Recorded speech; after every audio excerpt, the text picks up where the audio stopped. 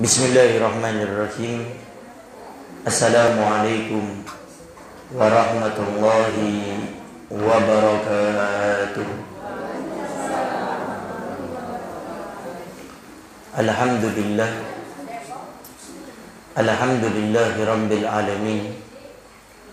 Wassalatu wassalamu ala asyrafil anbiya'i wal mursalin sayyidina wa habibina wa syafi'ina wa qurrati a'yunina wa nuri qulubina Muhammad habibi rabbil alamin wa ala alihi wa sahbihi ajma'in.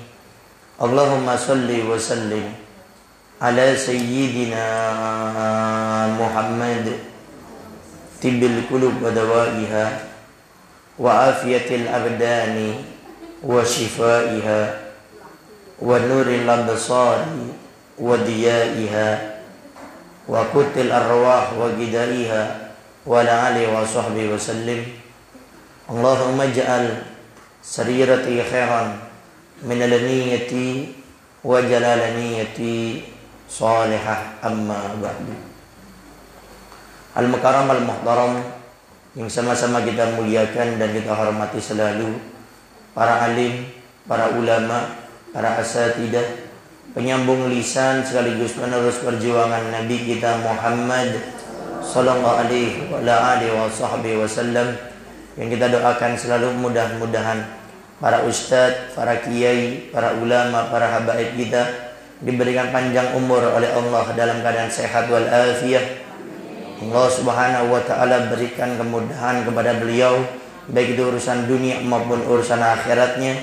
Allah subhanahu wa ta'ala jauhkan beliau-beliau semuanya daripada fitnah yang terjadi di akhir zaman ini, insyaallah. Amin.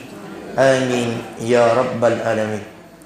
Dan juga tidak mengurangi rasa hormat kami kepada segenap para orang tua kami, para bapak dan ibu-ibu, para hadirin wal hadirat yang dimuliakan oleh Allah subhanahu wa ta'ala. Alhamdulillah, pada pagi kali ini Allah subhanahu wa ta'ala masih memberikan kepada kita kemudahan sehingga kita bisa meluangkan waktu kita untuk duduk bersama, belajar bersama, untuk mendekatkan diri kita kepada Allah dan Rasulnya, dan lebih mengetahui tentang kewajiban kita kepada Allah, apa yang harus kita jalankan dan apa suatu larangan yang harus kita tinggalkan. Maka mudah-mudahan Allah subhanahu wa ta'ala selalu memberikan kepada kita keistiqomahan, kesenangan, kerinduan untuk duduk di tempat dan juga di acara-acara seperti ini, insyaallah. Amin. Amin ya rabbal alamin. Para hadirin wal hadirat yang dimuliakan oleh Allah subhanahu wa ta'ala, sekarang kita akan masuk kepada adabul ghusli. Adab-adab yang harus diperhatikan tatkala kita mandi, khususnya di sini yang lebih ditekankan adalah mandi wajib. Jadi perkara yang harus diperhatikan, adab tata krama tatkala kita mandi janabah atau mandi wajib.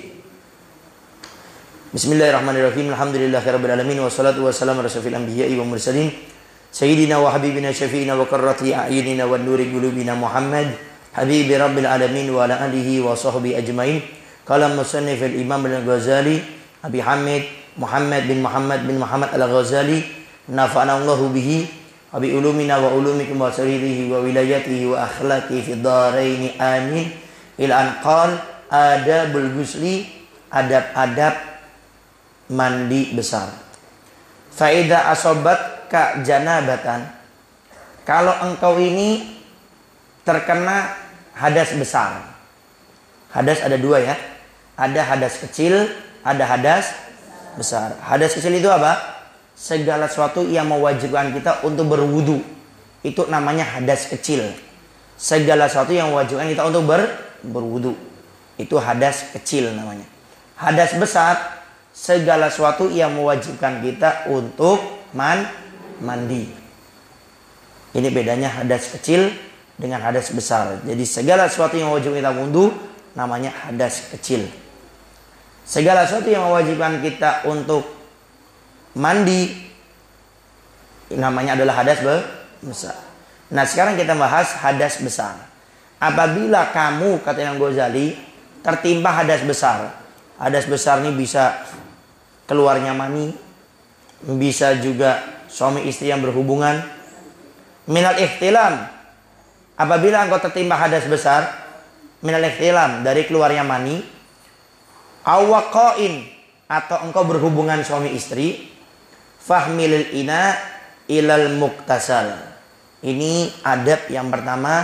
Kalau engkau ini keluar, engkau punya mani, atau setelah engkau berhubungan suami istri, maka dianjurkan fahmil, maka bawalah al-ina'a, yaitu bejana, tempat air yang sudah ada airnya, ilal muktasal, kepada kamar mandi.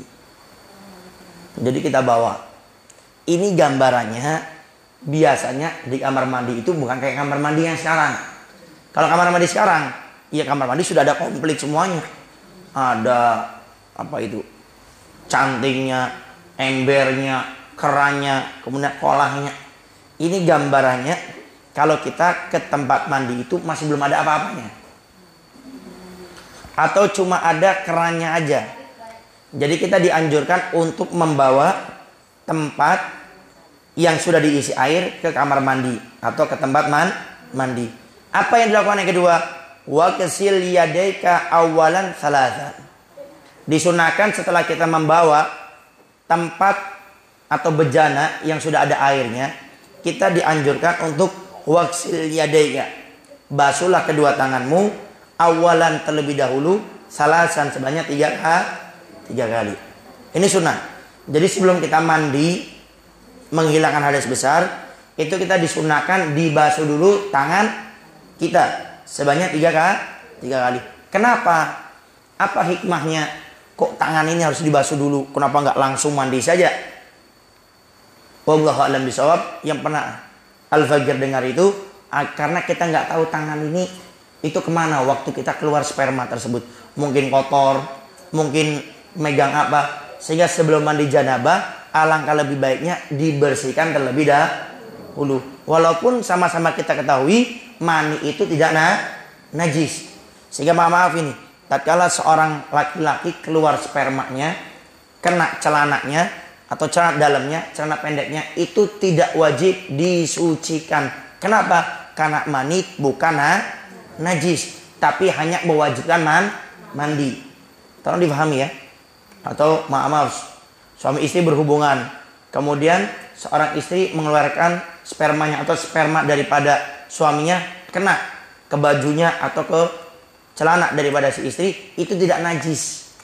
Jadi yang kena sperma itu tidak diwajibkan untuk dibasuh, tidak diwajibkan untuk dihilangkan.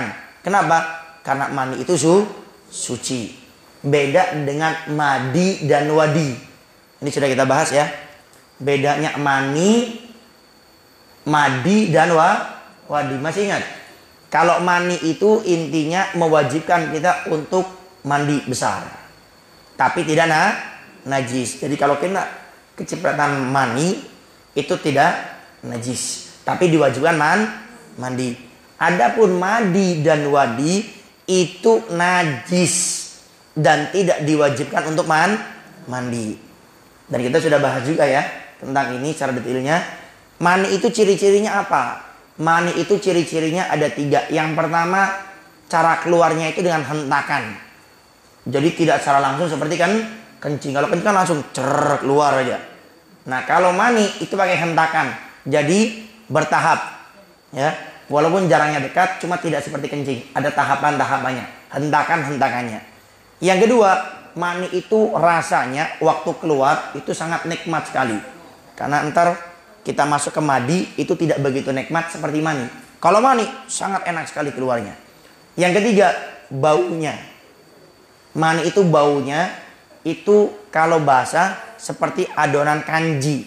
Adonan kanji, ibu-ibu, ya, adonan kanji, tepung kanji.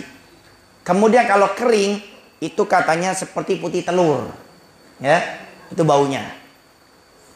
Kemudian adapun madi dan wadi ini tidak diwajibkan mandi, tapi najis. Madi ciri-cirinya apa? madi itu ciri-cirinya itu keluarnya nikmat tapi tidak senikmat mani.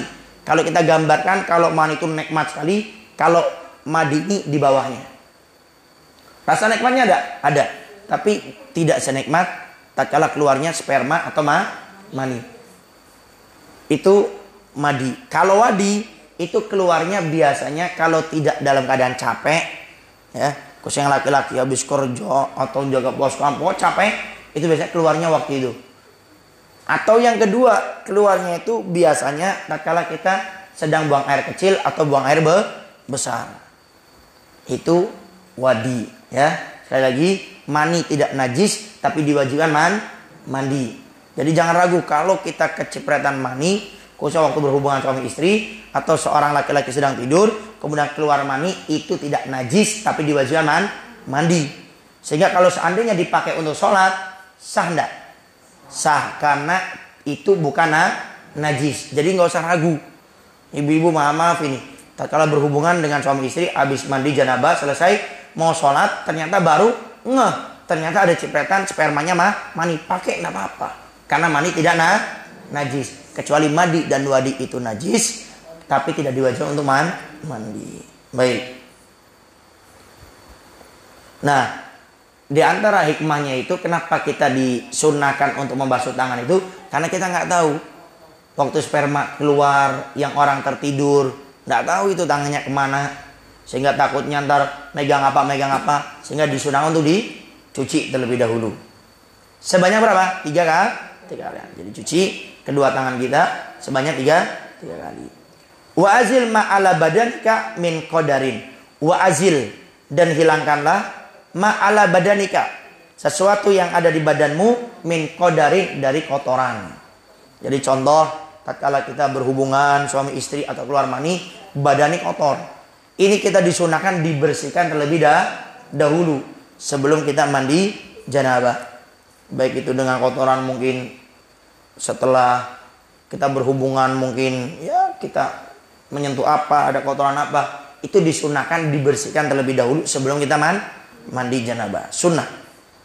Wa tawaddo'a kama sabaqa wudu'uka lis-sholati ma'a jami'id da'wat. Kemudian sebelum kita mandi janabah disunahkan lagi akhlak adabnya, wa tawaddo'a wudu dulu. Ini sunnah ya. Sebelum kita mandi janabah disunahkan wudu. Bagaimana cara wudunya? Ada bedanya enggak? Wudu seperti kita wudu akan melaksanakan sholat, kama sabaqa wudu'uka. Wudunya sama sebagaimana engkau biasa wudu, nggak ada beda. Li sholati, tatkala engkau akan sholat, jadi wudunya sama. Jadi sebelum kita mandi janabah disunahkan kita wudu dulu. Wudunya nggak ada yang beda, sama seperti wudu kita mau sholat. Ma'ajami da'wat, dengan semua doa-doanya. Yang kemarin sudah kita bahas ya. Cuma Al-Bagir minta maaf, lupa tidak di fotokopi. Kan kita rencana mau di fotokopi ya. Ini sudah 2 kali nih. Nah, Lutfi ingetin tuh. Kalau besok minggu depan saya nggak mau fotokopi, ini yang salah. Sudah diingetin. Ini yang salah. Ya Bu ya, saya sudah ngingetin ya. Kalau lupa lagi, ini yang salah. Mertuanya ada mertua antum? Istri antum? Oh, dikira ada mertuanya. Kalau ada mertuanya kenceng anak ngomongnya. Itu mertuanya nggak ada. Ya. Jadi doa tetap dibaca. Pokoknya seperti kita wudu waktu akan melaksanakan sholat. Wa akhiru ghusla rijlaika kaila yadi ulma'a. Kemudian dianjurkan lagi akhirkan ghusla rijlaika, membasuh kedua kakimu, kaila yadi ulma, agar engkau menghemat air. Jadi tatkala kita wudu selesai, nah pembasuhan daripada kaki ini kita diakhirkan saja. Jadi kita membasuhnya itu tatkala kita mandi janabah. Ini yang dianjurkan seperti itu. Jadi selesai kita berwudu, kaki kan belum nih, terakhir kan kaki. Nah itu kaki nggak usah dulu. Jadi kita langsung mandi janabah, kemudian baru kakinya kita basuh. Kapan? Faida farokta minal wudu'i fasobbal ma ala ro'sika salasa. Jadi tatkala kita sudah selesai berwudu semuanya, ini kalau yang di sini ya, di kitab ini Jadi membasuh kakinya itu diakhirkan saja. Tapi kalau kita mau bingung takut lupa, basuh saja langsung tidak apa-apa. Ya. Tapi kalau mau ngikutin yang baiknya, sunnahnya, setelah kita membasuh rambut yang di kepala, kan kaki entar saja. Kita langsung mandi janabah. Nah, pembasuhannya entar itu tatkala kita mandi janabah. Ini yang sebagaimana dijelaskan dalam kitab ini. Jadi diakhirkan. Wallahu a'lam hikmahnya apa? Cuma yang di dalam kitab ini seperti itu. Tapi kalau kita ragu, takutnya lupa dibasuh, maka basuh langsung tidak menjadi masalah. Loh Beb, kenapa? Apakah sah kakinya diakhirkan? Wudhu itu selama kita punya anggota wudhu yang sudah kita basahi tidak sampai mengering, maka tidak menjadi masalah. Jadi basuhannya setelah kita mandi janabah sampai di kaki, diniatkan membasuh kaki untuk berwudhu. Ini dalam kitab ini seperti itu. Ntar coba Al-Faqir cari hikmahnya apa. Al-Faqir belum tahu. Cuma kalau kita ragu, takut lupa, basuh saja. Jadi wudhu seperti biasa di kaki langsung dibasuh. Selesai berwudhu, faida farokta minal wudhu'i, kalau engkau sudah berwudhu, baru fasobbal ma'ala ro'sika salasan, baru engkau mengguyur, engkau menyiram kepalamu sebanyak 3 kali. Jadi bukan langsung ke badan. Ini sunnahnya ya, dibasuh kepalanya 3 kali. Kalau nggak salah pernah ada yang nanya ya tentang bagaimana mandi janabah yang sunnah-sunnahnya. Nah ini kita bahas. Jadi ambil air, basuh kepalanya dulu, siram sebanyak 3 kali. Wa anta nawin raf'al hadasi minal janabati. Tak kala kita mengambil air, membasuh atau menyiram kepala kita dengan air, niat waktu itu untuk menghilangkan hadas besar. Jadi niatnya waktu itu ambil air, disiram, saya niat menghilangkan hadas besar. Seperti itu. Thumma ala siqqatil aimani thalatha. Kemudian ini yang disunahkan ya. Kalau dilakukan pahalanya lebih besar. Tatkala kita masuk kepala 3 kali selesai dengan niatan tadi sudah meniatkan untuk menghilangkan hadas besar, itu disunahkan kita membasuh yang kanannya dulu 3 kali. Ini sunnah. Ala siqqatil aimani thalatha. Jadi tidak langsung, kalau kita biasanya langsung aja kan jebur. Ini sunnahnya kita kenakan yang bagian kanan terlebih dahulu, dibasuh, disiram 3 kali bagian kanan. Tinggal kita perkirakan aja lah, nggak usah ini kanan, akhirnya jatuh lah kita. Diperkirakan aja, siram bagian kanan 3 kali. Ini yang sunnahnya ya. Selesai 3 kali yang kanan, thumma ala aisari salasan, kemudian kita siram yang bagian kiri 3 kali. Jadi mungkin di antara hikmahnya itu apa? Agar air itu betul-betul merata kena semuanya. Kalau kita siram secara langsung, kadang kita takutnya ada yang tidak kena. Karena nanti di akhir kita bahas, karena syarat dinamakan sahnya mandi janabah, air harus merata ke semua anggota tubuh, rata semuanya. Jadi kalau kita habis mandi janabah, mandi menghilangkan hadas besar, ternyata kita lihat di bagian pundak ada sedikit tidak kebasuh. Bagaimana? Wajib kita membasuhnya lagi. Wajib hukumnya. Kenapa? Karena harus kena semuanya.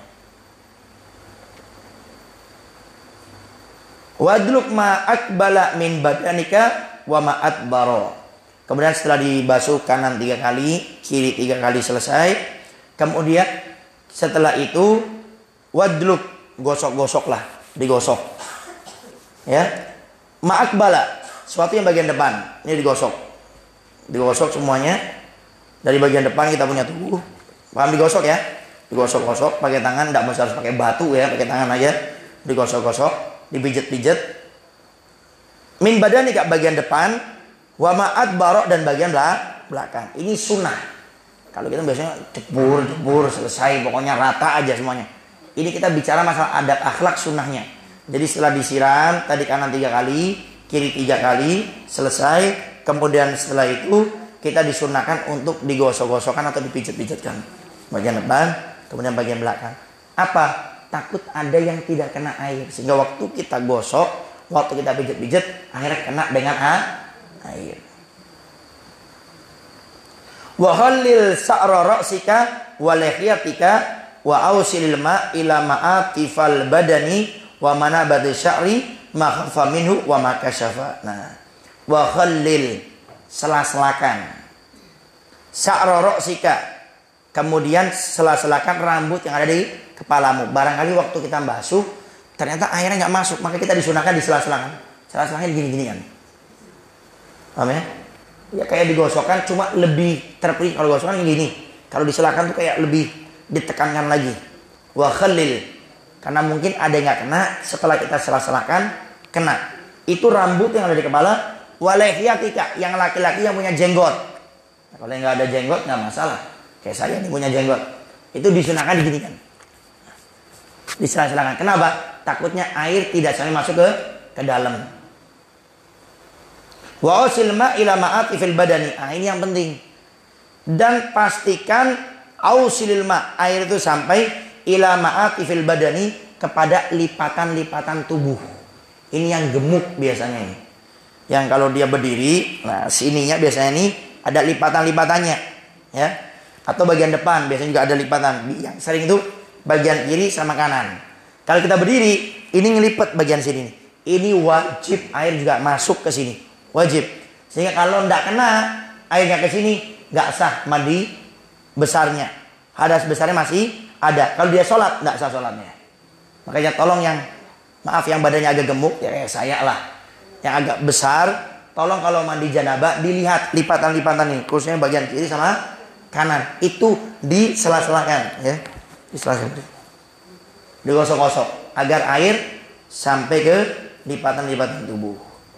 Wa mana biti sya'ri ma khafa minhu, dan juga tempat tumbuhnya rambut yang tipis, ya, yang tipis di sini. Tempat tumbuhnya rambut bagian apa ini? Dahi. Ada yang tipis, itu juga disela-selakan. Takut tak kena, ya, itu harus kena. Ma khafa minhu wa ma kasyafa.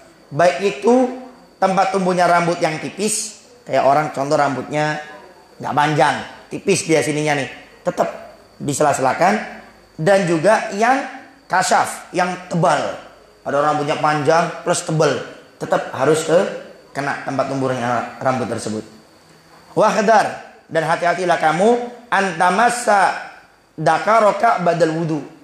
Hati-hati kamu setelah kamu berwudu, kamu sentuh kemaluanmu, baik laki-laki ataupun perempuan. Kan tadi di awal sudah dijelaskan, disunahkan sebelum kita mandi janabah berwudu. Kalau bisa, kata Imam Ghazali, jangan sampai kita menyentuh kemaluan, baik laki ataupun perempuan. Kenapa? Fa'in asobathu yadaka, kalau tanganmu itu menyentuh kemaluan tersebut, fa'aidil wudu'a, maka ulangi wudu'mu. Jadi kalau kita sebelum mandi janabah kita wudu, kita tidak menyentuh kemaluan, kemudian selesai kita mandi janabah, tidak wajib berwudu lagi. Tidak wajib. Kenapa? Karena kita sudah berwudu. Tapi syaratnya apa? Tidak menyentuh kemaluan. Intinya tidak melakukan yang membatalkan wudu. Beb, saya nggak menyentuh kemaluan, tapi saya kentut, bagaimana? Ya sama, ulangi wudunya. Ya kan?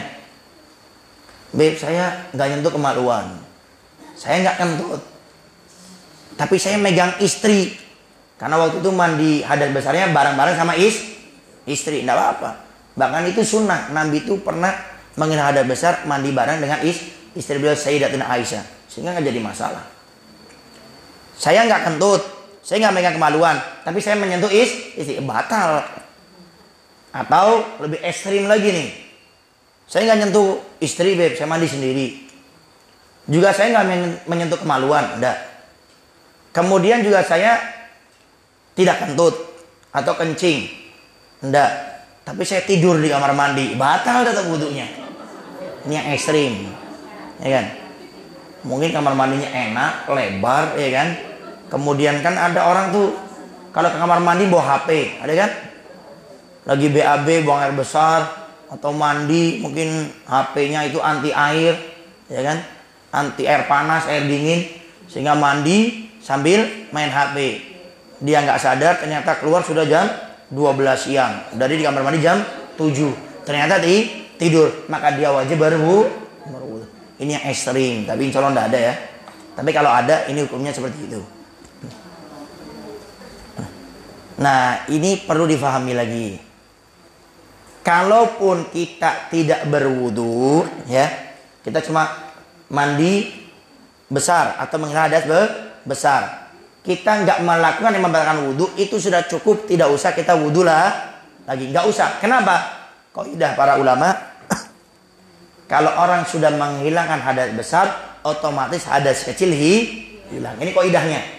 Jadi kalau kita sudah menghilangkan hadas besar, otomatis secara langsung hadas kecil hilang. Apa itu? Wudu tidak wajib. Karena wudu menghilangkan hadas kecil. Sedang hadas besar sudah diangkat, otomatis hadas kecil juga hilang. Paham Ibu? Agak mikir sedikit nih. Ya. Jadi kalau kita sudah menghilangkan hadas besar dengan mandi janabah, maka tidak usah wudu lagi. Kenapa? Karena kaidahnya kalau hadas besar itu sudah hilang, otomatis hadas kecil juga hilang. Dengan catatan kita tidak melakukan yang membatalkan wudu. Masih ingat yang membatalkan wudu? Ada 4 ya. Keluarnya sesuatu dari kemaluan depan atau kemaluan belakang, apapun bentuknya. Bukan cuma kencing, bukan cuma buang air besar. Lagi kencing keluar uang 100.000, batal. Nggak ada Beb, air kencingnya nggak ada, tapi keluar uang 100.000, batal. Atau lagi buang air besar, tiba-tiba nggak ada yang keluar sama sekali, kentut pun nggak keluar, tapi keluar HP, tetap batal. Kenapa? Yang membatalkan wudu itu sesuatu yang keluar apapun bentuknya, dari kemaluan depan ataupun kemaluan belakang. Kemudian yang kedua, hilangnya akal, baik dengan buang air besar, hilangnya akal dengan tidur selain tidur yang menetap. Tidur menetap sudah kita bahas ya. Sekiranya maaf, dubur kita bagian belakang ini tidak mengangkat, ya. Kalau duduk seperti ini, duduk kayak saya ini nggak batal wudu walaupun saya tidur. Karena ada kan, apalagi di majelis taklim. Jadi kalau ada orang nanya, tidur paling enak kapan? Waktu majelis taklim. Paling enak sudah itu. Nggak ngantuk bisa jadi ngantuk, ya kan? Walaupun cuma semenit. Oh iya. Itu paling nikmat. Kenapa? Karena dibarengi dengan gangguan syaitan. Semua jadi nikmat. Maaf, naudzubillah dari berzina. Berzina itu sesuatu yang haram. Bahkan termasuk dosa yang tidak akan hilang kejelekannya di hadapan orang tersebut. Nggak bakal hilang. Jadi aibnya itu nggak bakal hilang sampai kapanpun. Itu zina namanya. Zina itu kan sudah haram. Kemudian kita mengeluarkan uang untuk berzina. Dan kadang-kadang resikonya digerebek sama polisi. Tapi kenapa jadi enak? Bukan ada berhubungannya. Karena ada setan di dalamnya. Dibisikin sama setan. Pacaran.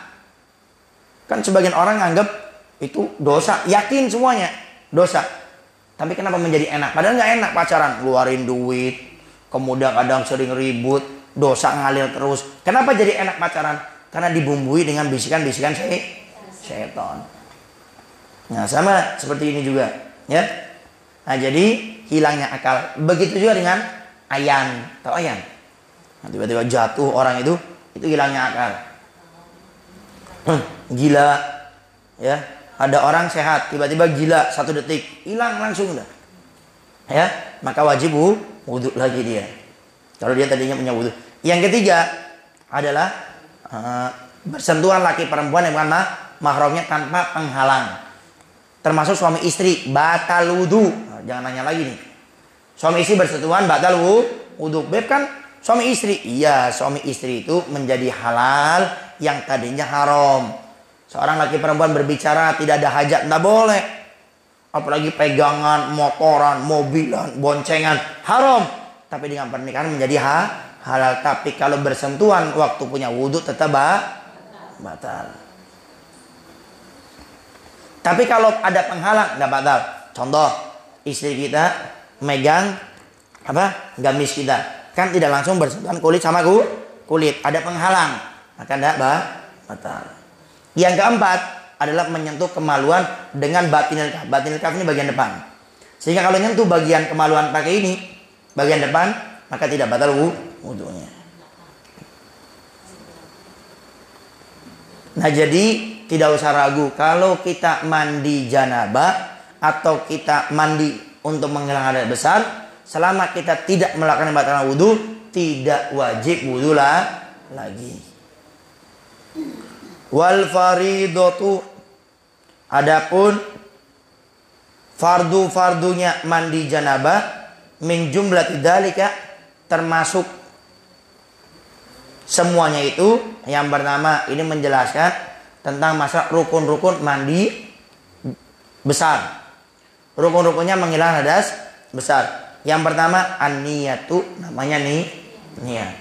Jadi kalau kita mandi besar enggak niat, ulangi lagi mandi besarnya. Kenapa? Karena kita tidak melakukan rukunnya atau syaratnya mandi besar, harus niat. Bib niatnya pakai bahasa Arab tah? Tidak wajib. Bahasa Indonesia boleh, bahasa Sunda boleh, bahasa Jawa boleh, Madura boleh, Pontianak boleh, Melayu boleh. Pokoknya niatnya saya menghilangkan hadas besar. Pakai bahasa apa saja boleh, yang penting niatnya seperti itu. Jadi harus niat. Yang kedua, wa izalatun najasati, kemudian menghilangkan najis semuanya. Kalau ada najis wajib dihilangkan terlebih dahulu. Mau mandi janabah, ada kotoran burung di sini, hilangkan dulu, sucikan dulu. Atau mungkin kita menginjak tai kucing contohnya, templek di sini, sucikan dulu. Yang ketiga, wasti'abul badani bil gusli, meratanya air ke seluruh anggota tubuh. Kayak tadi itu yang perlu diperhatikan, lipatan-lipatan, tolong yang agak besar badannya itu diperhatikan ya, masalah hal tersebut. Termasuk maaf, bagian kemaluan belakang ini, dubur, itu juga harus sampai ke kena. Makanya tadi dibahas harus dipijet atau digosok bagian depan dan juga bagian belakang. Air harus menyeluruh kepada semuanya. Wa furudul wudu'i. Nah, di sini dibahas sedikit oleh beliau rukun-rukunnya wudu. Pertama, ghuslul wajhi, membasuh wajah. Nah, ini niat tidak disebutkan. Yang pertama niat. Kapan waktu niat? Tatkala pertama kali akan membasuh wajah. Jadi niatnya itu bukan sebelumnya. Saya niat untuk menghilangkan hadas kecil atau saya niat wudu, itu tidak sah. Jadi niatnya harus pertama kali tatkala akan membasuh wajah. Jadi air kena baru niat. Karena definisi niat itu apa? Qasdu syai'in muqtarinan bi fi'lihi. Qasdu syai', bermaksud melakukan sesuatu, muqtarinan, berbarengan bi fi'lihi, dengan pekerjaannya. Jadi ingat ya, niat wudu tatkala pertama kali akan membasuh wajah. Ghusl wajhi, kemudian membasuh wajah. Ini di kitab Bidayatul Hidayah diterangkan itu cuma sedikit. Kenapa? Karena kitab Bidayatul Hidayah bukan menjelaskan fikih secara terperinci. Cuma ini membahas masalah tasawuf, sunah-sunahnya, ya, sekilas. Makanya ini sudah pernah kita bahas ya. Jadi kita bahas sedikit. Wajah itu, yang dinamakan wajah itu dari mana batasnya? Dari tempat tumbuhnya rambut ini, ya. Tempat tumbuhnya rambut sampai ke dagu. Ini panjangnya wajah, dari tempat tumbuhnya rambut sampai ke dagu. Lebarnya dari tempat tumbuhnya telinga ini kanan sampai tengah tempat tumbuh telinganya kiri. Ini wajah. Sehingga para ulama mewajibkan telinga wajib dibasuh. Kenapa?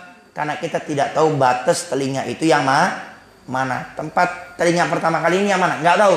Sehingga wajib dikenakan telinga. Nah, masih semuanya harus dikenakan yang penting telinganya.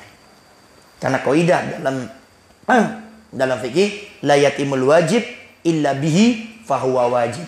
Tidak sempurna sesuatu yang wajib kecuali dengan suatu tersebut, maka suatu tersebut yang tadinya tidak wajib menjadi wajib. Karena yang wajib tidak sempurna kecuali harus pakai itu. Maka yang itu tadi yang tidak wajib maka menjadi wajib. Wal yadain ma'al mirfaqain. Kemudian tangan, ya, dari jari-jari ini semuanya harus kena sampai ke siku, dan siku dilebihkan sedikit, jangan pas di siku. Wa mashu rosi, dan membasuh sebagian kepala. Kenapa kok tidak dinamakan rambut? Karena kalau dinamakan rambut, entar itu orang yang botak nggak masuk di sini. Makanya jangan bingung entar membasuh rambut. Nah kalau saya yang botak, apa yang dibasuh? Apa saya pakai, kalau setiap wudhu saya pasang rambut palsu? Nah yang diwajibkan itu membasuh kepala, karena kepala ini pasti ada dalam rambutnya. Kalau tidak ada, pokoknya kepalanya yang dibasuh.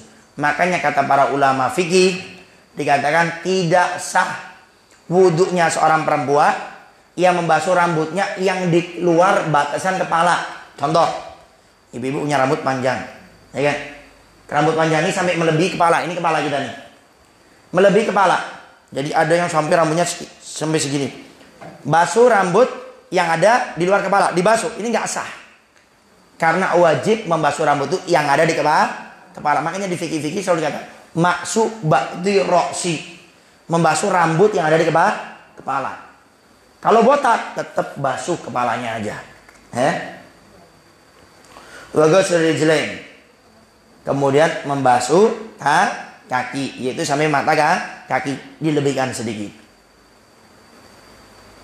Ma'al ka'bain, sampai mata kaki. Marotan ma'aniyah, yaitu dibarengi dengan niat doa-doa tadi dibarengkan. Wat tartib, dan juga syarat yang keenam, wudu itu harus berurutan. Nah sekarang kita jelaskan sedikit. Jadi wudu intinya ada 6. Pertama, niat tatkala akan membasuh wajah. Kedua, membasuh wajah. Ketiga, membasuh tangan.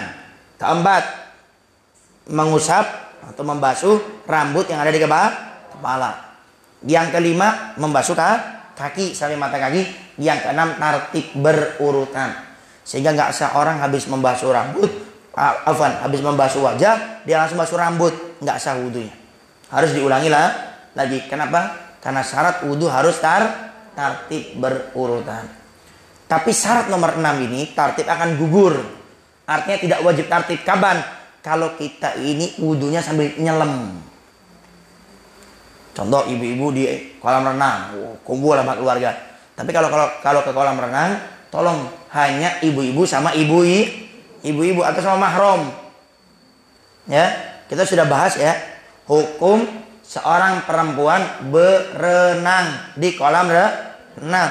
Kalau berenangnya di kamar mandi terserah. Ibu punya bak kamar mandinya gede, mungkin seluas dari sini sampai ke sini. Berenang ya terserah, karena tidak melibatkan orang lain. Cuma kalau di kolam renang itu pasti ada orang lain, kecuali disewa. Sama ibu saya sewa 3 jam, nggak boleh ada yang masuk. Nah. Tapi umumnya kamar mandi itu seperti apa? Ada laki-lakinya juga, sehingga seorang perempuan boleh berenang di kolam renang dengan syarat 1, tidak boleh ada laki-laki di dalamnya. Tidak boleh ada laki-laki. Kalau ada laki-laki, saudara Beb, suami, saudara laki-laki, berangkat sama keluarga. Entar masuk syarat kedua, tidak boleh auratnya kelihatan. Baik itu ada laki-laki atau sama perempuan. Ya. Apalagi ada laki-laki. Tapi tetap laki-laki intinya nggak boleh. Afwan. Karena ntar lekuk-lekuk tubuhnya kelihatan. Jadi perempuan boleh berenang di kolam renang. Pertama harus cuma perempuan. Yang kedua, auratnya harus tertutup. Ada orang berenang, pakai celana segini, lututnya kelihatan. Sedangkan auratnya perempuan sama perempuan antara lutut sampai ke pusar. Jadi lutut wajib tutup. Jadi ibu-ibu kalau mau berenang di kolam renang, tolong paling tidak yang 3/4. Kalau bisa yang panjang. Kan sekarang sudah banyak kan baju-baju renang yang syar'i, artinya yang nutup aurat. Jadi yang pertama harus sesama perempuan, nggak boleh ada laki-laki. Yang kedua tertutup aurat. Yang ketiga tertutup, ya, tidak bisa dilihat oleh laki-laki. cuma perempuan, gak ada laki-laki, Beb. Aurat tertutup, tapi terbuka sehingga laki-laki bisa ngelihat, tetap tidak diperbolehkan. Jadi 3 syarat ini terpenuhi, maka seorang perempuan boleh berenang di kolam renang. Beb, kok ribet banget sih ya. Namanya orang itu kalau pengen jadi baik pasti ada aturan. Contoh, ada orang punya pabrik, pengen terjaga pabriknya daripada polusi, daripada asap-asap, ditulis no smoking di dalam merokok. Kenapa? Karena dia pengen pabriknya ini terlepas daripada polusi, khususnya rokok. Ditulis pakai aturan. Ibu bapak semuanya pengen rumah tangga yang sakinah wadarahmah. Ada aturannya dalam Nabi. Nabi jelaskan, tidak sembarangan. Jadi setiap sesuatu ada aturannya. Sehingga kita kembali, kalau ibu berenang, nyelam, maka tidak usah berurutan. Jadi ibu nyelam. Waktu nyelam ini, yang penting niat. Jadi pas nyelam, saya niat menghilangkan hadas kecil. Langsung sah. Ya, tidak usah pakai ribet. Jadi nggak usah nyelam. Nawaitul wudu li fardhi al-asghar. Loh, kenapa kayak gitu? Lebih kan tertib. Harus betul. Tapi di dalam bab menyelam, ya, tertib gugur di situ. Artinya kita nyelam langsung nyelam. Nawaitul wudu li fardhi al-asghar. Cus, keluar lagi. Sudah cukup. Tidak usah wudu lagi. Jelas Ibu? Praktek. Tidak usah ya. Udah kata praktek ambil kolam nyelam Ibu. Ayo Ibu nyelam. Pokoknya cukup nih niat. Saya niat menghilangkan hadas kecil atau saya niat wudu. Kemudian keluar. Wama ada sunanun muakkadatun.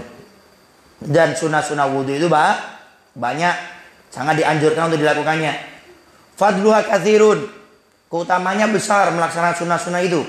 Wa thawabuha jazilun. Ganjarannya banyak. Wal mutahawinu biha khasirun. Orang yang meremehkan sunnah itu rugi. Kenapa? Bal huwa bi asli faraidihi mukhatirun. Orang yang meremehkan dasar-dasar rukun-rukun itu dalam bahaya. Jadi jangan ngentengin dasar-dasar tadi. Rukun wudu, kemudian rukun daripada mandi, itu jangan diremehkan. Kalau diremehkan, kalau nggak sah, bahaya. Fa innan nawafila jawabirun lil faraidi. Kenapa Ustaz Habib kita tidak boleh meremehkan yang sunnah-sunnah tadi, khususnya dalam masalah mandi, menghilangkan besar. Fa innan nawafila, karena melaksanakan sunnah-sunnah itu jawabirun lil faraidi, sebagai pelengkap, penambal daripada yang wajib. Arti penambal itu apa? Kalau kita sholatnya kurang khusyuk, dengan kita melaksanakan sholat sunnah menjadi khusyuk. Kemudian kalau tadi kita mandi janabah, rukunnya semuanya sudah dilakukan, dengan kita sunnah kita dapat pahala. Jadi sunnah itu jangan diremehkan. Dikatakan siapa yang meremehkan sunnah, suatu saat dia akan meremehkan yang wajib. Jadi kalau bisa melaksanakan sunnah, maka laksanakan yang sunnahnya juga. Para hadirin wa hadirat yang dimuliakan oleh Allah Subhanahu wa taala.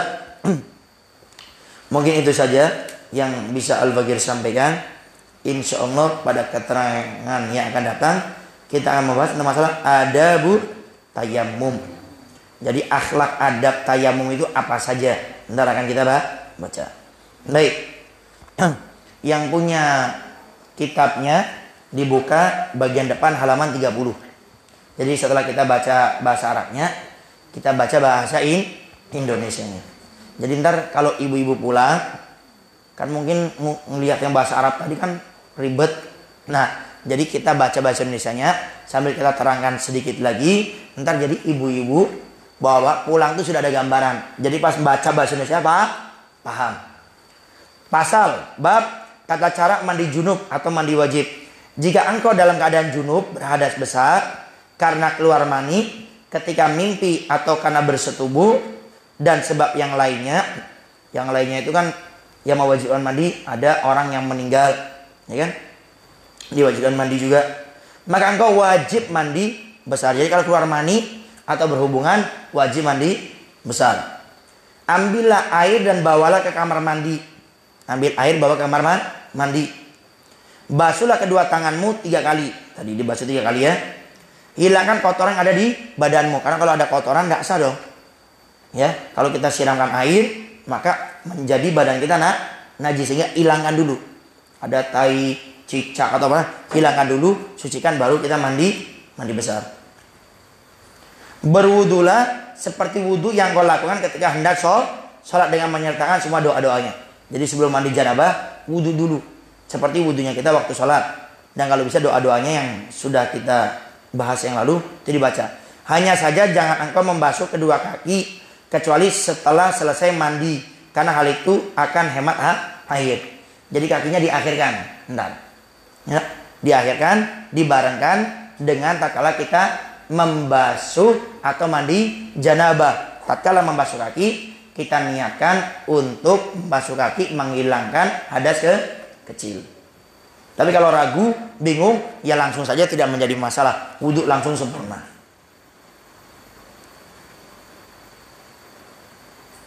Siramlah air ke kepalamu 3 kali disertai dengan niat menghilangkan hadas besar karena junub. Jadi kepala disiram 3 kali, ambil air 1. Tapi niat ya, air disiram kena kepala, langsung niat. Saya niat menghilangkan hadas besar. Ambil lagi 2, siram, ambil lagi di 3. Ini sunnah. Selesai, kepala disiram air sebanyak 3 kali. Kemudian setelah itu siramlah air ke tubuh bagian kanan sebanyak 3 kali. Jadi siram air bagian kanan. Jadi bukan siram ke tengah, dikira-kirakan aja bagian kanan 3 kali. Kemudian bagian kiri 3 kali pula. Kemudian yang 3 kali bagian kiri. Gosoklah tubuh bagian depan sebanyak 3 kali. Digosok-gosok, tadi sudah disiram air, gosok-gosok 3 kali. Begitu pula yang bagian belakang, gosok-gosok semampunya. Nggak usah ntar suaminya dipanggil, bang gosok-gosokin belakang, nggak usah. Semampunya aja, ya. Sela-selailah rambut kepala dan rambut jenggot dengan air. Sela-selain, pakai tangan, disela-selain, ya. Siram air, sela-selain. Takut ada yang tidak kena, dengan disela-selain, airnya kena semuanya. Baik itu rambut di kepala ataupun jenggot. Yakinlah bahwa engkau telah menyampaikan air ke lipat-lipatan tubuh dan tempat tumbuhnya rambut, baik yang tipis maupun yang tebal itu tadi. Jadi yang badannya agak besar, itu biasanya ada lipatan-lipatan nih di kiri kanan atau di bagian depan. Itu disela-selakan juga, ya. Siram air disela-selakan. Harus kena semuanya. Dan juga tempat tumbuhnya rambut, baik itu yang tipis maupun yang tebal. Hati-hati, kata beliau. Jangan engkau menyentuh kemaluanmu dengan telapak tanganmu setelah berwudu. Karena jika hal itu terjadi, maka wajib bagimu untuk mengulang wudu kembali. Karena batal wudunya. Ya. Adapun yang merupakan rukun dan kewajiban mandi wajib dari semua yang telah tersebut tadi, cuma ada 3. Niat tadi, dengan caranya seperti tadi, mengucapkan niatnya. Kedua, menghilangkan najis.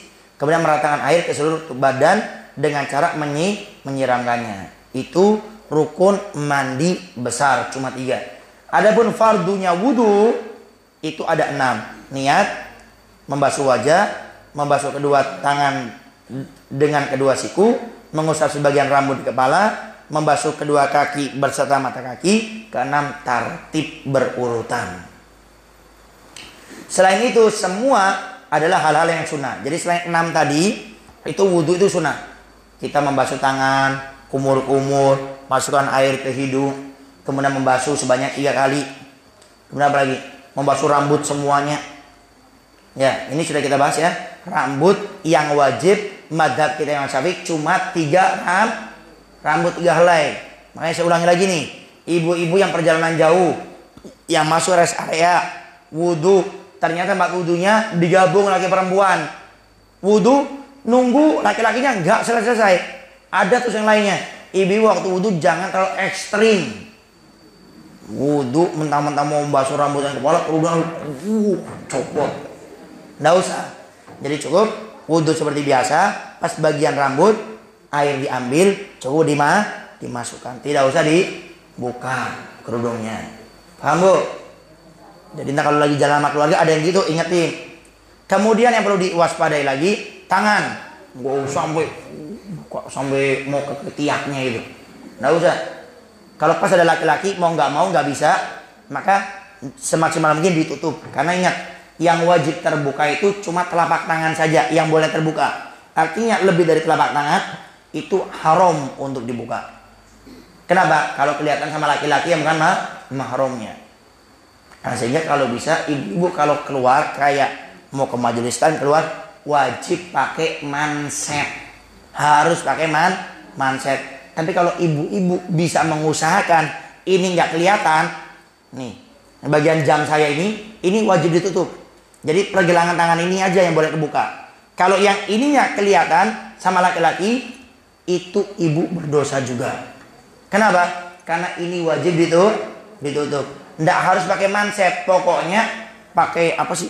Lengan panjang, pokoknya ditutup. Makanya biasanya ada gamis-gamis itu yang dia itu biasanya ada pegangannya atau mau kena ya kan? Ada pegangannya seperti ini. Itu biar nutup. Ya. Kalau dalam sholat kalau kelihatan tidak sah, bukan cuma dosa, tidak sah. Kemudian kaki, basuh kaki ibu-ibu jangan terlalu semangat dibuka sampai ke pahanya itu. Cukup dibuka sampai sekiranya mata kakinya saja, ya. Ada nggak solusi yang lebih gampang bagi kita perempuan kalau di rest area tempat kayak gitu? Wuduknya di kamar mandi selesai. Wuduknya di kamar mandi. Di kamar mandinya nggak ada, ya cara tadi sudah itu. Tunggu dulu, sekiranya laki-laki udah nggak ada, baru ibu-ibu wudhu. Nggak ada, laki-lakinya ada terus. Ya sudah ibu-ibu wudhu, tinggal diatur. Jangan auranya sampai terbuka. Kalau nggak mau terbuka, ditutup. Ya, paling tidak jangan kita berputus asa dengan dosa yang kita lakukan semaksimal mungkin. Ya, khususnya yang rambut tadi itu. Jangan terus buka kerudungnya. Sudah ada tahu laki-laki dibuka. Kenapa dibuka? Kemarin saya hadir pengajian hari Selasa di Tirtawangan Musola As-Sulaiman, rambut wajib untuk dibasuh. Saya sudah menyampaikan cukup 3 ram. Enggak, saya nggak pernah dengar. Tidur enggak waktu itu?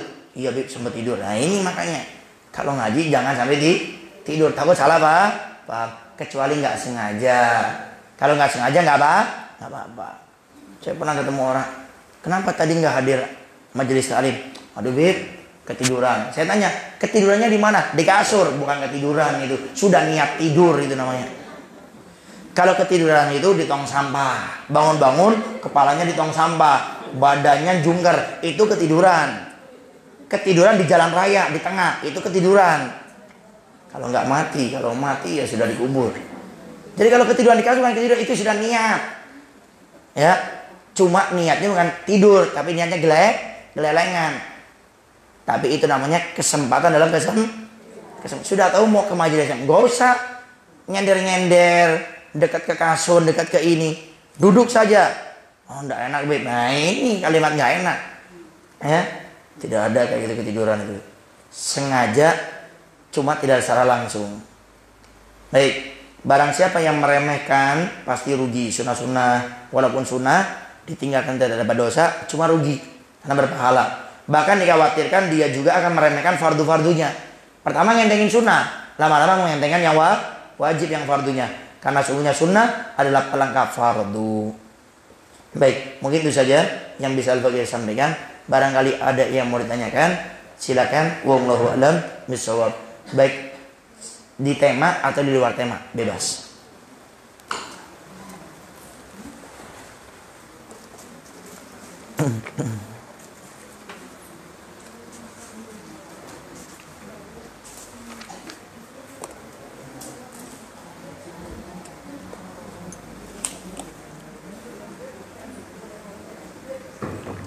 Assalamualaikum warahmatullahi wabarakatuh. Waalaikumsalam warahmatullahi wabarakatuh. Jadi saya mau bertanya tentang tema mandi jinabat atau mandi janabat.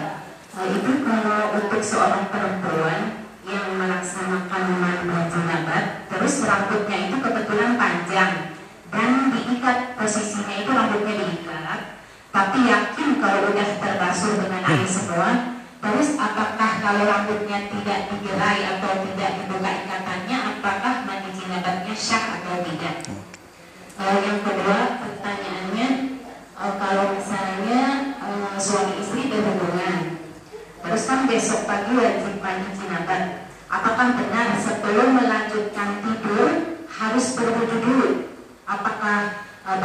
memang boleh langsung tidur atau memang harus berwudu? Terima kasih. Wassalamualaikum warahmatullahi wabarakatuh. Waalaikumsalam warahmatullahi wabarakatuh. Allah, silakan yang lainnya, dia tanya lagi.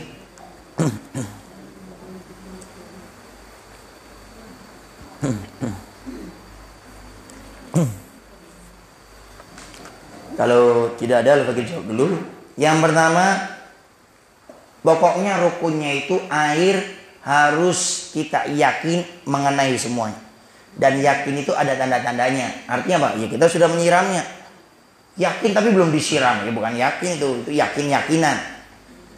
Jadi rukunnya wudhu pokoknya tadi 3. Niat untuk menghilangkan ada dosa. Kemudian yang kedua, kalau ada najis hilangkan terlebih dahulu. Yang ketiga, air harus merata ke semuanya. Jadi tidak mesti harus dibuka.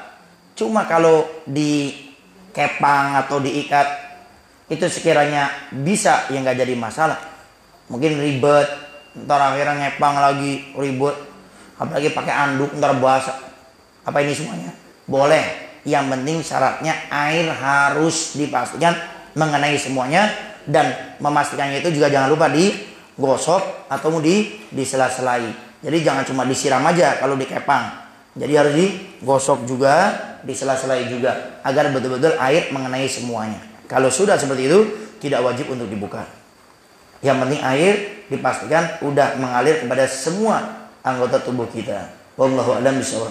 Kemudian yang kedua, suami istri kalau berhubungan, apakah diwajibkan wudhu dulu sebelum tidur? Hukumnya sunnah. Seorang suami istri disunnahkan itu habis berhubungan langsung mandi. Itu sunnahnya. Kenapa? Kalau janabah malaikat tidak mau dekat kepadanya. Ya. Dan yang kedua, kalau dia makan minum hukumnya makruh. Kenapa? Karena dia masih memiliki hadas besar, makruh. Nah, untuk menghilangkan kemakruhan tersebut, kayak contoh mau mandi dingin. Nah, biasanya seperti itu. Kemudian agak males, nggak pengen secara langsung. Nah, untuk kemudian habis berhubungan lapar, pengen makan kacang hijau, pengen minum jus, contohnya. Maka itu diperbolehkan. Kalau dimakan, diminum itu semua tanpa wudhu, sah, tidak berdosa artinya. Tapi makruh. Untuk menghilangkan kemakruhan tersebut, maka hendaknya berwudhu. Jadi kalau ingin tidak makruh kita tidurnya, wudhu dulu. Ya, untuk makan minum pun wudhu dulu. Maka kemakruhannya itu akan hilang. Tapi tetap wajib mandi janabah. Jadi memang tidak diwajibkan langsung mandi, enggak, tapi sunnah langsung mandi. Tapi kalau seandainya kita nggak mau langsung mandi, nggak apa-apa. Tapi wudhu dulu itu sunnah. Sunnah itu apa? Dilakukan dapat pahala, ditinggalkan tidak dosa, tapi rugi. Ya, kalau bahasa Indonesia atau Jawanya itu eman-eman. Ya, sehingga kalau bisa kita wudhu dulu baru tidur. Nah, wallahu a'lam bishawab. Fadhol, lagi?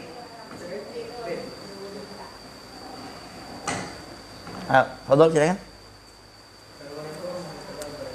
Waalaikumsalam warahmatullahi wabarakatuh. Mengenai air itu, ngambil air kan di baknya ada keran, ada air. Yang maksud ini ambil air. Nah, maksud daripada mengambil air ini gambarannya bukan kayak kamar mandi kita. Ini di padang Sahara.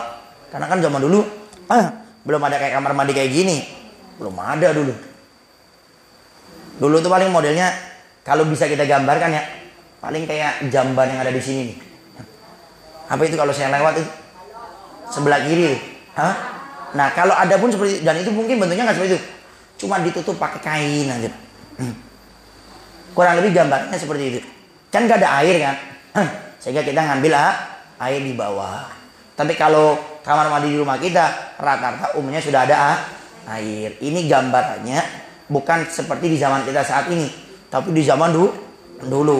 Apalagi dulu belum ada kamar mandi, makanya pada Sahara. Makanya nggak tahu ntar ada nggak nih. Kalau orang itu mau buang air kecil, buang air besar, itu disunahkan cari tempat yang jauh. Kenapa? Agar tidak dilihat oleh orang lain. Loh, ngapain? Kencing aja harus jauh-jauh. Buang air besar harus jauh. Karena WC kamar mandi belum ada. Dan disunahkan untuk ditutup. Kalau sekiranya bakal kelihatan, wajib untuk ditutup karena aurat itu tidak boleh kelihatan. Wallahu a'lam bishawab. Baik, ada lagi? Fadhil silakan. Waalaikumsalam warahmatullahi wabarakatuh. Misalnya punya hadas besar ya, kalau misalnya puasa tuh mau sahur, terus apa hal sahurnya harus itu dulu mandi jenazah dulu, apa tidak? Apa nanti aja kalau mau sholat subuh gitu? Baik, bagaimana orang punya hadas besar? Apakah wajib mandi dulu sebelum dia sahur, atau ntar sahur dulu kemudian baru mandi? Ini sama seperti tadi. Jadi dia boleh sahur dulu, tidak menjadi tapi makruh. Ya, makruh. Nah, untuk menghilangkan makruhnya wudu. Nah, ini yang perlu dipahami yang kedua. Kalau dia mandi besarnya setelah subuh ente naon-naon ndak apa-apa.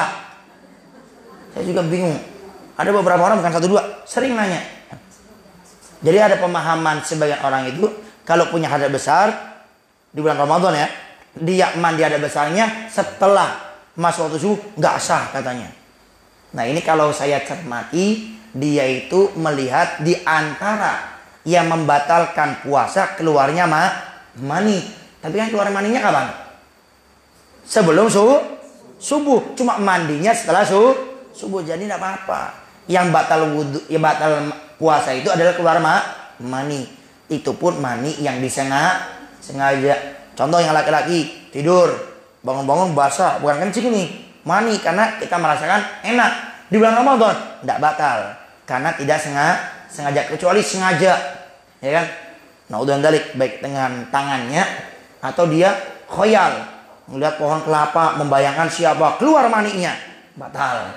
Walaupun melihat kelapa, tetap batal. Itu ada unsur sengaja. Sehingga kalau tidak sengaja tidak batal. Dan itu kan berhubungan, iya. Tapi berhubungan itu keluar maninya sebelum subuh, sehingga tidak menjadi masalah. Mandinya setelah subuh ente naon-naon, ndak apa-apa. Sekali lagi, ndak apa-apa. Mandi kapan saja. Yang penting sebelum sholat subuh ia mandi. Nama wallahu a'lam bishawab. Ada lagi? Fadhil. Waalaikumsalam warahmatullahi wabarakatuh. Ada sebagian di masyarakat kalau lagi mempunyai hadas besar, kalau rambutnya terpisah itu harus dikumpulkan. Terus cara harus dibasuh dulu, kadang harus dikumpulin. Kalau enggak itu dosa. Nanti diputus di akhirat. Terus mungkin yang tadi yang puasa yang membatalkan mungkin tak gini deh. Cara membersihkannya si hidung bang itu harus dirojok-rojok. Sebagian masyarakat itu yang segini-gini. Mungkin itu ada sebagian masyarakat yang menganggapnya kalau mandi setelah subuh itu batal itu. Nah. Baik, yang pertama tidak diwajibkan bahwasanya orang itu kalau mandi janabah perempuan rambutnya harus dikumpulkan, kemudian harus disucikan. Itu tidak ada. Yang wajibnya itu pokoknya setiap sesuatu yang wajib tertutup, ini kaidahnya. Setiap sesuatu yang wajib tertutup, artinya tidak boleh kelihatan. Tatkala terpisah juga harus tertutup, tidak boleh kelihatan. Contoh, rambut ibu-ibu, rambut perempuan tidak boleh kelihatan oleh laki-laki. Tatkala nempel. Kaidahnya kalau terlepas juga tidak boleh kelihatan. Artinya kalau ibu cukur rambut, tolong rambutnya itu langsung dibuang ke tong sampah. Mau dikubur silakan, langsung tong sampah silakan. Pokoknya langsung disembunyikan. Intinya tidak boleh kelihatan sampai laki-laki. Lagi mandi janabah, rambutnya terpisah. Yang penting sudah masuk selokan, ya selesai. Tapi di selokannya ada laki-laki yang nunggu. Wah, itu nggak wajar namanya. Nggak wajar. Pokoknya intinya kalau rambutnya terpisah sudah kita buang, maka itu sudah cukup. Tidak ada harus dikumpulkan, enggak. Kalau ibu-ibu yang biasanya di rumah nyisir, kan biasanya rontok, ya kan? Nah itu baru dikumpulkan. Cuma nggak usah disiram air, nggak usah. Setelah dikumpulkan langsung dibuang. Kenapa? Karena takutnya ada tamu ngelihat rambut itu kita dapat dosa. Karena kaidahnya sesuatu yang wajib ditutup tatkala tersambung dengan kita, waktu terpisah juga wajib ditutup, tidak boleh kelihatan. Yang penting sudah terbuang, selesai. Ya. Kemudian di sela-sela itu tidak ada. Ya, dalam artian itu bahkan bisa membatalkan. Ya, di antaranya hukum memasukkan sesuatu ke hidung. Itu tidak batal. Tapi kalau sampai menyenggerak, yang sekarang nyenggerak itu batal. Makanya kalau orang puasa pakai apa? Pokoknya yang buat apa tuh? Apa namanya? Ya suatu itulah yang bisa kayak ada. Nah itu pokoknya lah, ya. Itu tidak batal, ya. Tidak menjadi masalah. Karena ini bukan yang sesuatu yang terbuka, jadi tertutup lubang ini, ya. Begitu dengan mata. Ini yang boleh, sehingga ibu-ibu kalau sakit mata atau matanya nggak enak, pakai tetes air mata untuk naon-naon, ndak batal, ya.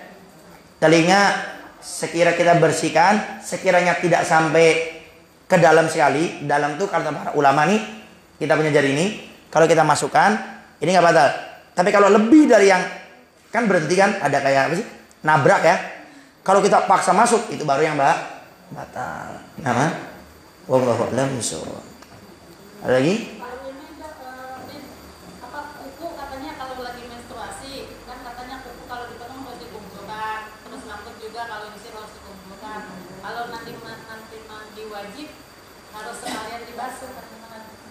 Baik. Memang ini banyak ya. Kalau mandi janabah atau lagi junub itu dimakruhkan motong kuku dan motong rambut. Makruh. Tolong diingat, bukan haram, makruh. Dan makruh ini akan hilang kalau ada alasannya. Enggak makruh, bahkan menjadi wajib. Kapan itu?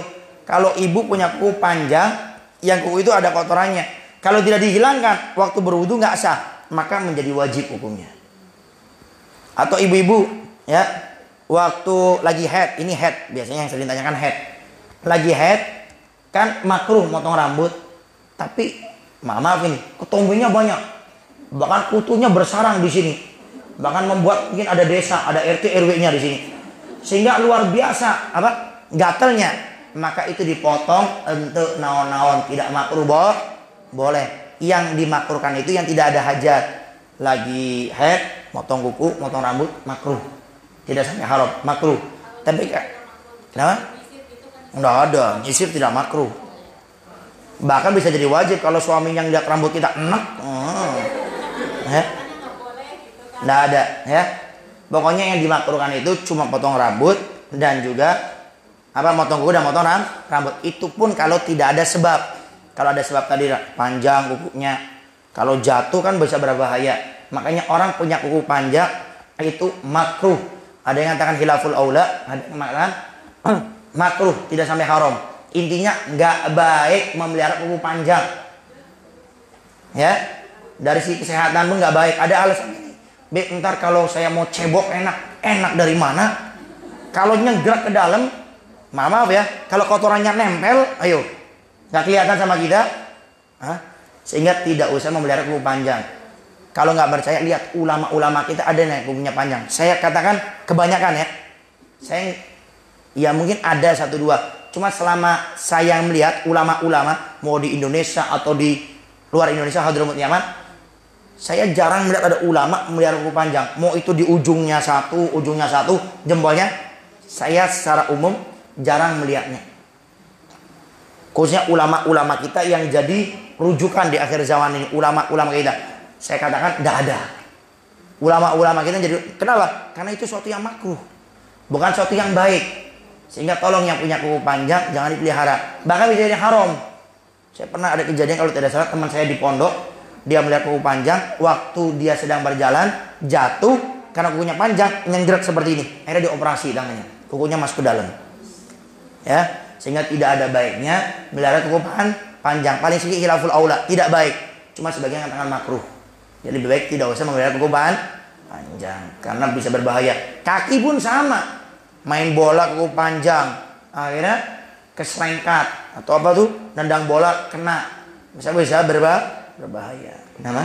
Wallahu a'lam bishawab. Ada lagi? Silakan. Silakan.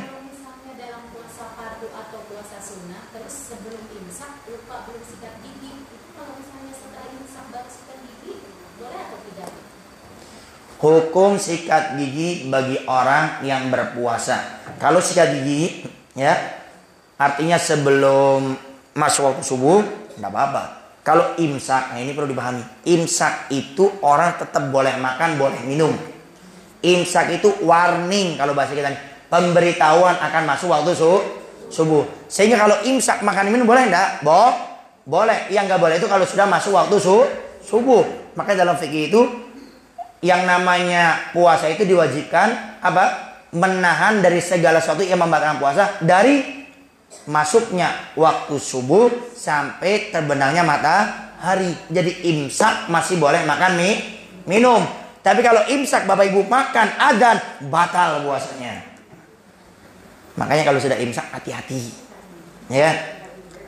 Jadi kalau sudah imsak cukuplah minum aja. Minum atau seandainya mau korma biar lebih kuat puasanya, makan. Jadi intinya waktu imsak masih boleh makan minum karena belum masuk waktu subuh. Tapi kalau enggak apa-apa lah. Ini ada pecel lele, makan dulu. Lagi makan adzan, artinya masuk waktu subuh, maka tatkala itu batal. Kita punya puasa. Jadi kalau imsak mau makan minum ya yang sekedar-sekedarnya aja. Karena biasanya imsak itu berapa? 10 menitan ya. Sekitar 10 menitan. Sehingga itu warning. Kalau mau makan minum, contoh bangun, ya Allah, belum sahur. Tapi sudah imsak, makan minum tidak apa-apa. Cuma agak cepat. Dilihat subuhnya jam berapa. Contoh jam 4.35.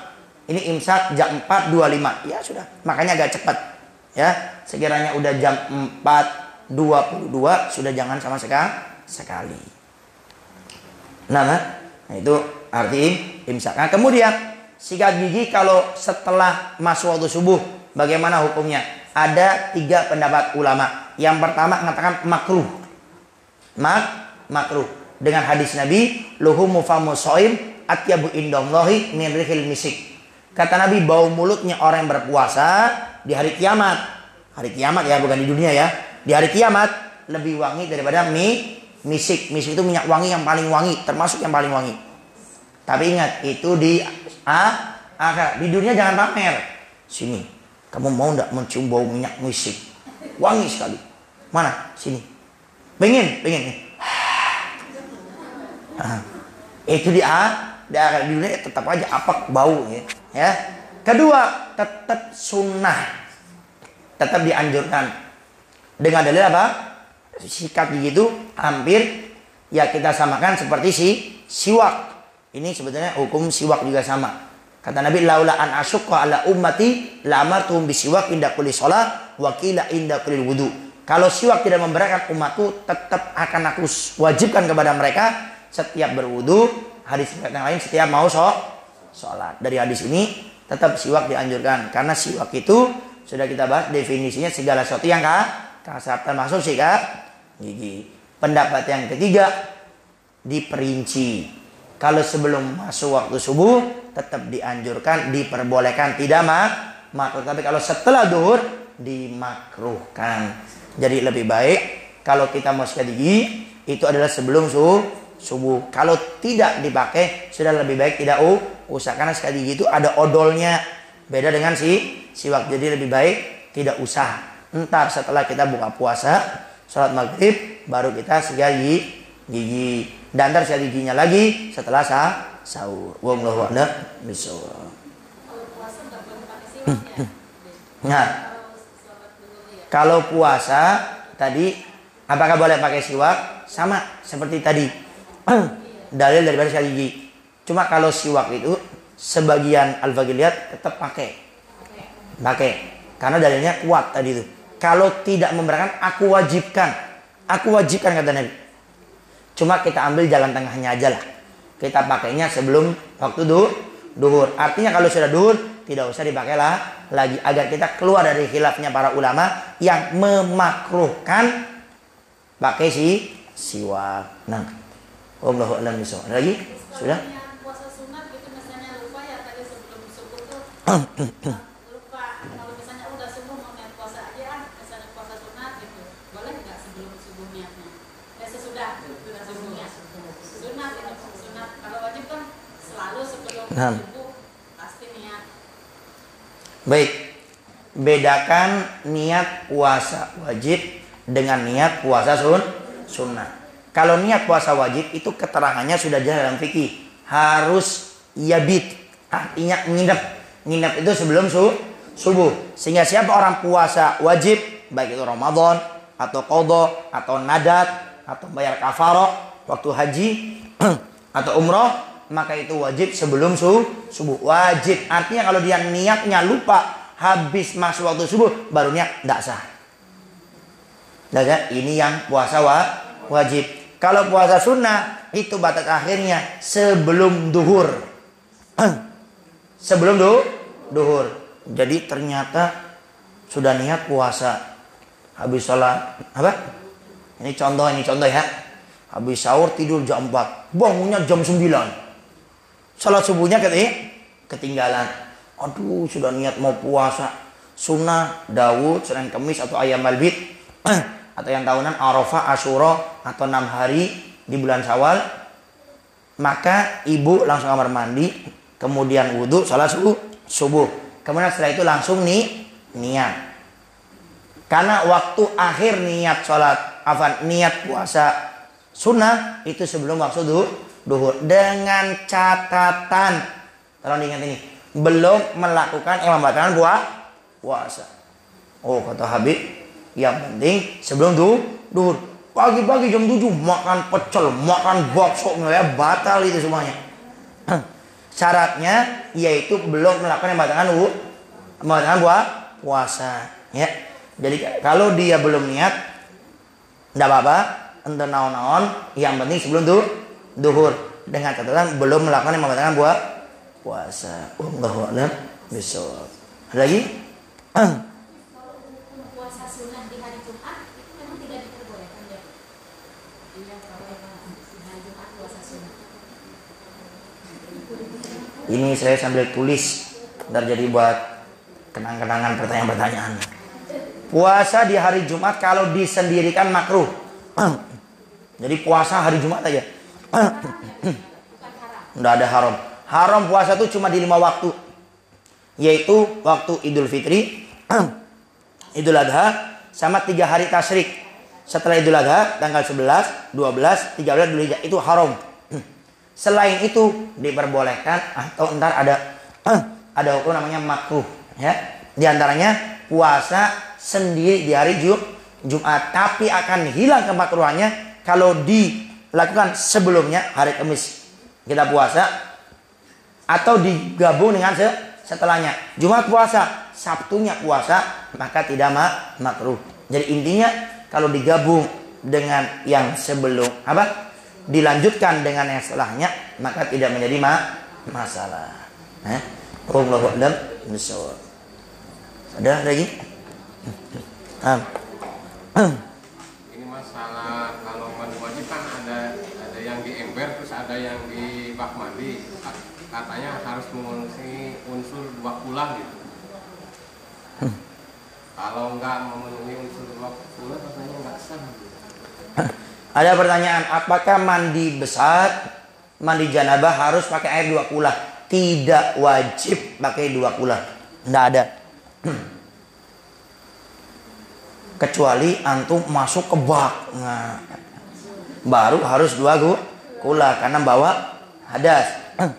Tapi untuk mandi besar tidak wajib 2 kulah. Pakai 1 ember cukup. Yang penting airnya mengalir merata ke semua anggota tubuh. Tidak wajib pakai 2 kulah, tidak ada. Cari keterangan fikih, tidak ada yang mengatakan mandi janabah syaratnya 2 kulah. Tidak ada. Harus ember yang gede sampai 2 kulah. Tidak ada. Kecuali bapak ibu mandi janabahnya di ember atau di bak kurang dari orang, tapi nyemplung. Nah, itu baru tidak boleh. Karena apa? Kalau kejatuhan najis, hadas, maka menjadi menjadi najis.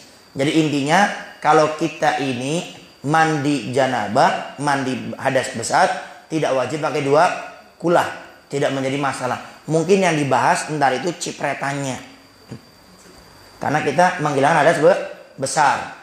Karena yang namanya air mustakmal itu apa? Air yang sudah digunakan untuk sesuatu yang wajib. Baik itu menghilangkan hadas kecil wudu atau menghilangkan hadas besar namanya mandi. Sehingga cipretannya itu yang sudah terpisah namanya mustakmal.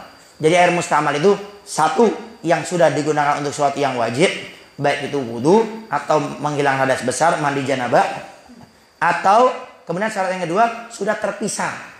Makanya kemarin sudah kita bahas ya, kalau kita wudu pakai gelas kecil ini, gelas besar ini, gelas kecil segini itu bisa kita berwudu. Segini gelas kecil airnya cuma sedikit bisa.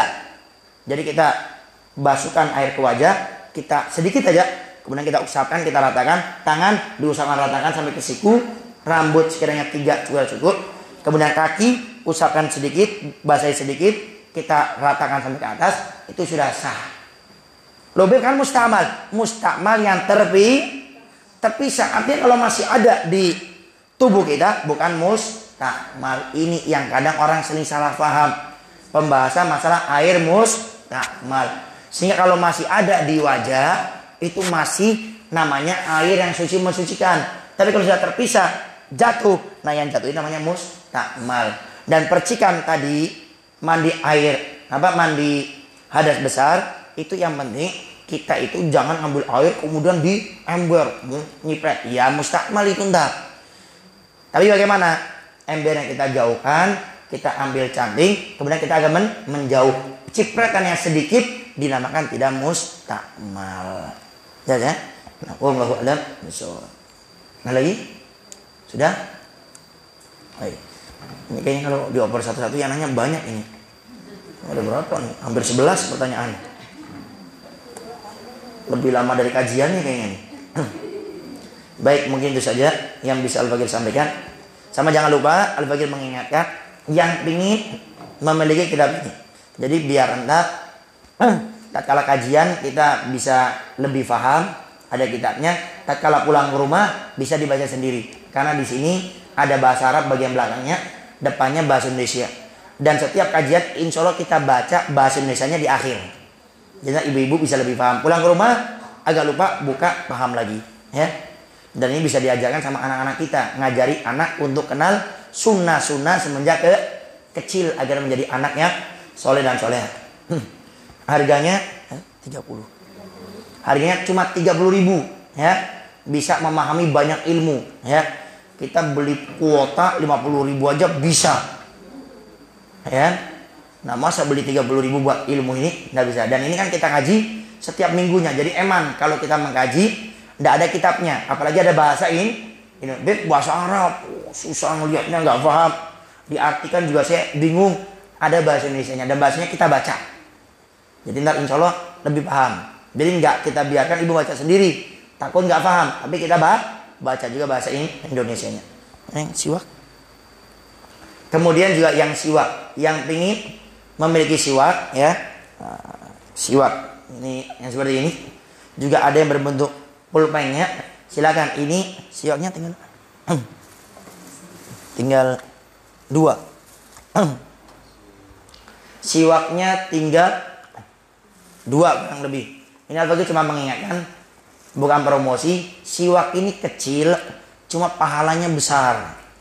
Kita sudah pernah bahas ya, cuma Al-Fakir intinya saja. Kata Nabi kalau kita sholat sunnah 2 rakaat pakai siwak, itu lebih afdal, lebih besar pahalanya daripada 70 rakaat tanpa pakai siwak.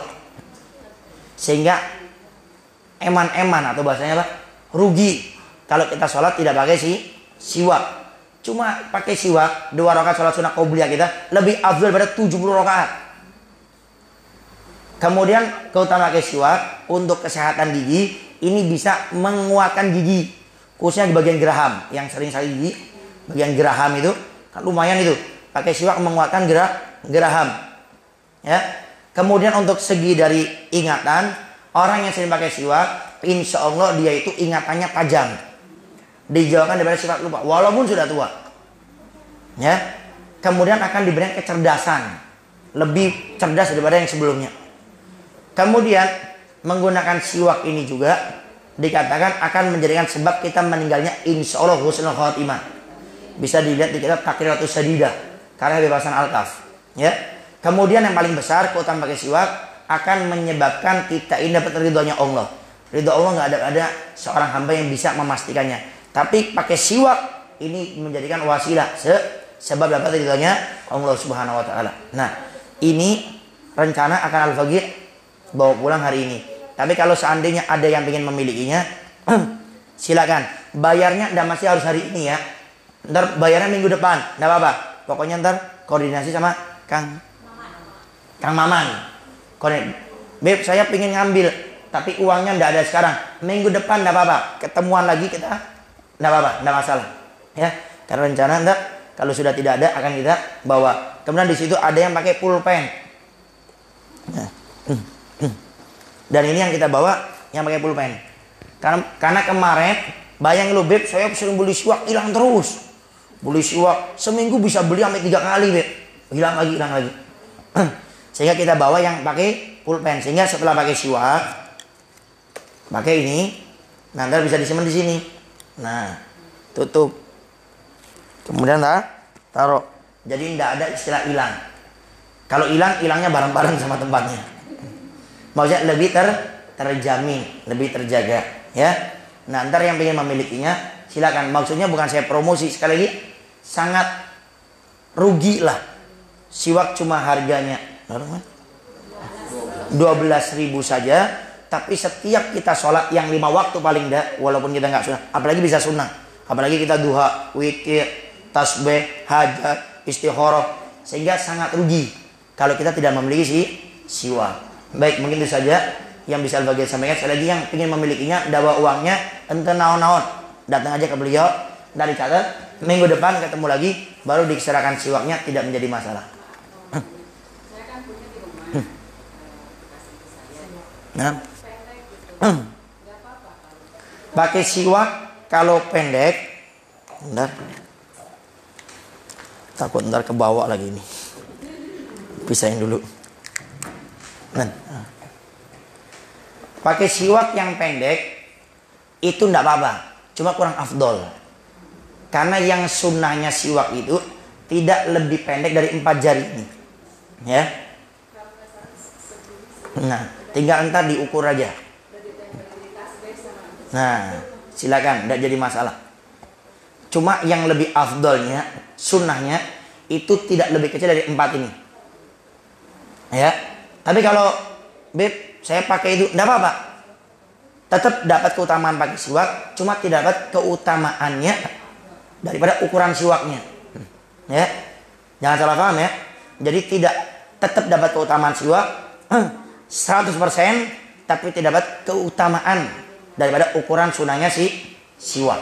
Ya. Kemudian jangan lebih panjang dari 1 jengkal.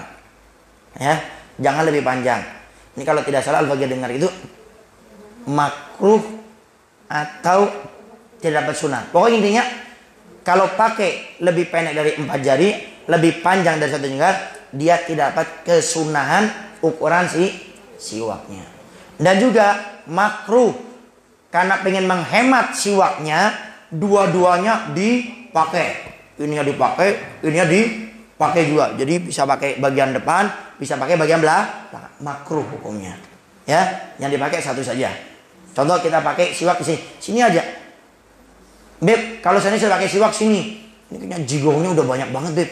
Kotorannya. Ya tinggal dipotong, kemudian buatlah lagi. Kalau sampai entar ternyata 4 jari, maka kalau ingin dapat kesunahan ukurannya, ya lebih baik kita buang, kemudian kita belilah lagi, ya. Itu kalau ingin dapat kesunahan ukuran siwaknya. Jadi setiap kita pakai siwak, kita dapat plus double keutamaan pahala ukuran siwaknya. Nah, baik itu saja yang bisa Al-Faqih sampaikan.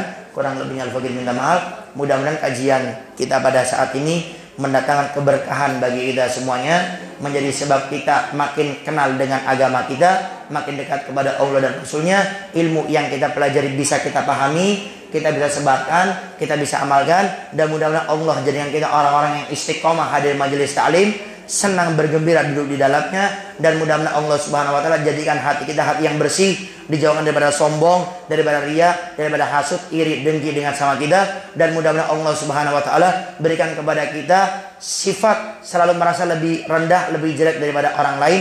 Jauhkan kita semuanya daripada seluruh yang menjadikan kita merasa diri kita lebih baik daripada orang lain, dan mudah-mudahan dosa kita semuanya berkah hadir majelis taklim ini diampuni dosa kita semuanya oleh Allah Subhanahu wa taala, diangkat derajat kita oleh Allah Subhanahu wa taala.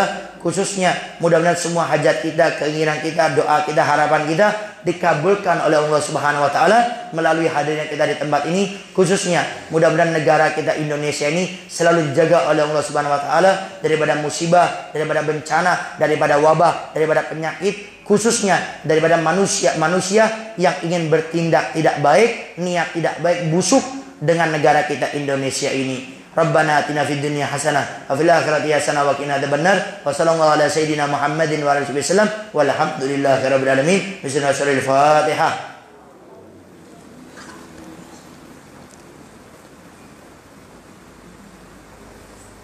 Kurang lebihnya Al-Faqir minta maaf dan mohon doanya selalu. Pengumuman yang terakhir, milad majelis taklim Al-Faqir Al-Wasilah. Jangan lupa Bapak Ibu yang tidak ada udzur, setiap malam Kamis kita Al-Faqir ada kajian di Majelis Al-Faqir Al-Wasilah ya, setiap malam Kamis. Barangkali Bapak Ibu tidak ada udzur, silakan datang, ntar bisa buat rombongan pakai angkot. Kayak kemarin itu di Kang Lutfi di mertuanya di Kedung Arum berangkat satu angkot. Nah, intinya semangat untuk hadir majelis taklim. Kemudian tolong dibunderi di HP-nya atau di kalendernya tanggal 31 Maret. Kalau bisa separuh wajib. Tidak wajib, separuh wajib. Bapak-bapak, ibu-ibu harus datang. Ya, tidak wajib ya, separuh wajib. Datang acara milad, ulang tahun Majelis Al-Faqir yang pertama. Ya, acaranya di Windu Haji di Masjid Jami Muawana. Tahu Masjid Muawana? Ya. Ntar kalau bisa jauh-jauh Kang Maman ntar mulai diberitahu, jadi ntar buat rombongannya lebih gampang. Di Masjid Jami Muawana, pinggir jalan Windu Haji, tanggal 31 Maret ya. 31 Maret, masih 2 bulanan lagi. Sekarang tanggal 19 ya. Sekarang tanggal 19 ya. Maret, sekarang Januari, Februari, Maret, 2 bulanan lagi. Tanggal 31 yang mengisi guru Al-Faqir dari Jawa Timur, Bangil, Dr. Habib Segaf bin Abu Yabasan Baharun dari Jawa Timur, Bangil. Bukan, kalau nggak salah itu malam 17. Kalau tidak salah malam 17 ya. 16 atau 17 itu. Ntar dilihat lagi. Pokoknya bukan malam nisfu Sya'ban, bukan tanggal 15 Sya'ban. Kalau nggak salah 16 atau 17 itu. Ya. Ingat, malam Kamis 31 Maret Ba'dal Isya. Ya. Baik, itu saja yang bisa Al-Faqir sampaikan. Kurang lebihnya Al-Faqir minta maaf dan mohon doanya selalu. Akhirul kalam. Assalamualaikum warahmatullahi wabarakatuh.